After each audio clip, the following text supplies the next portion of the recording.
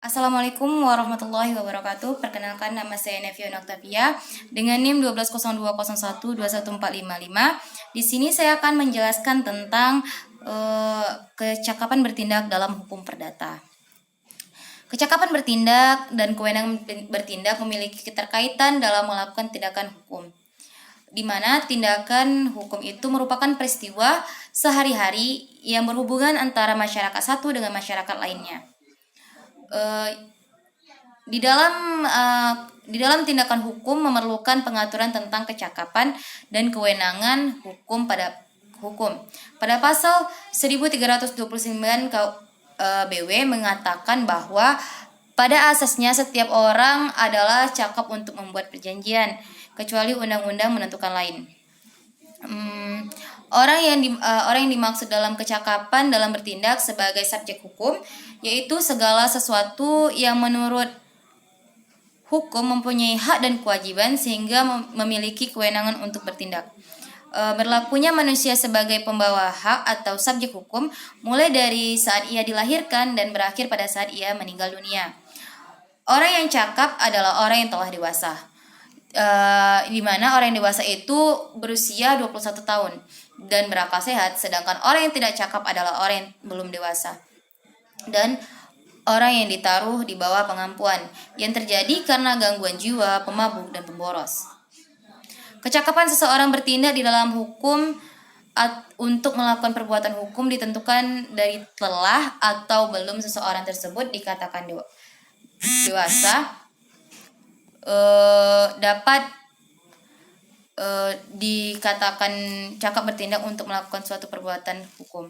Kedewasaan seseorang menunjuk pada suatu keadaan sudah atau belum dewasanya seseorang menurut hukum untuk dapat bertindak di dalam hukum yang ditentukan dengan batasan umur. Sehingga kedewasaan di dalam hukum menjadi syarat agar seseorang dapat dan boleh dinyatakan sebagai cakap bertindak dalam melakukan segala perbuatan hukum. Undang-undang menentukan bahwa untuk dapat bertindak dalam hukum, seseorang harus telah cakap dan berwenang.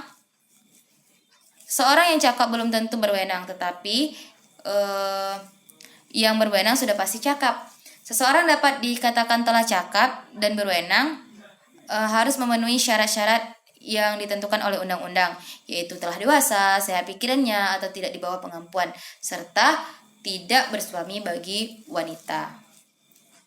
Kecakapan bertindak merupakan kewenangan umum untuk melakukan tindakan hukum.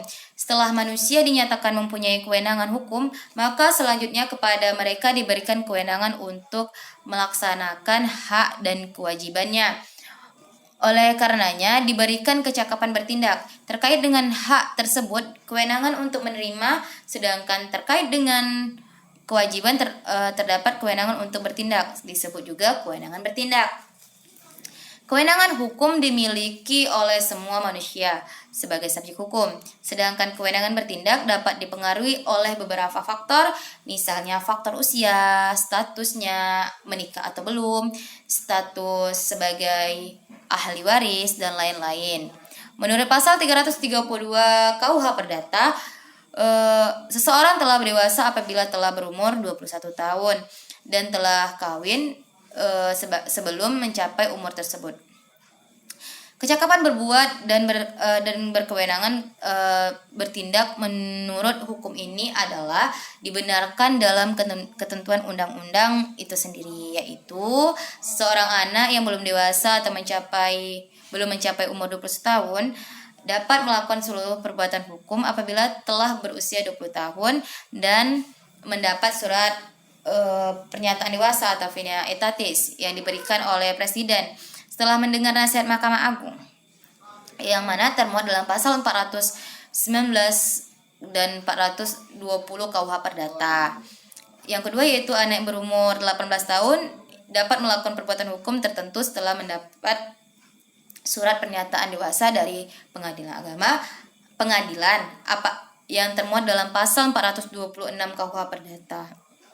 Yang ketiga itu seseorang yang berumur 18 tahun dapat membuat surat wasiat yang mana terdapat dalam pasal 897 KUH Perdata.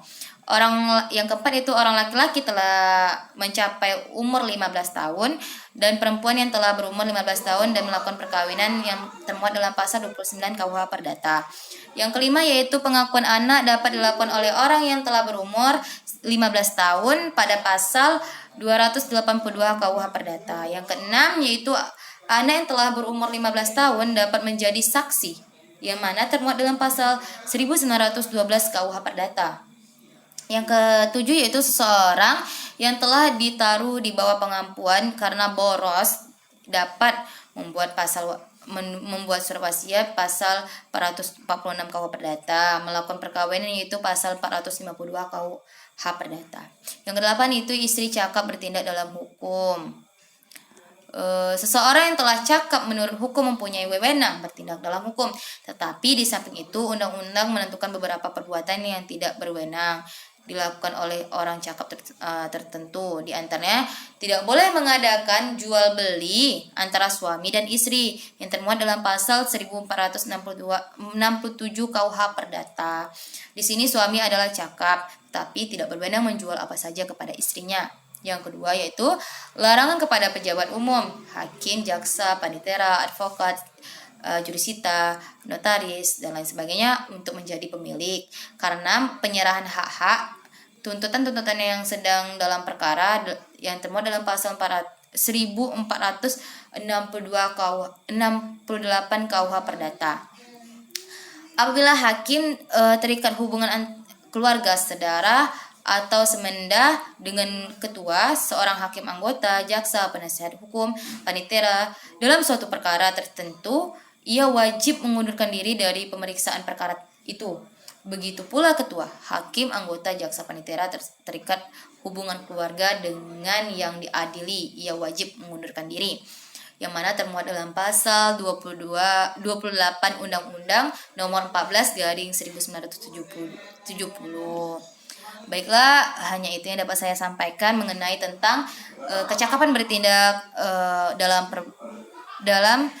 hukum perdata. Sekian terima kasih. Saya ucapkan wassalamualaikum warahmatullahi wabarakatuh.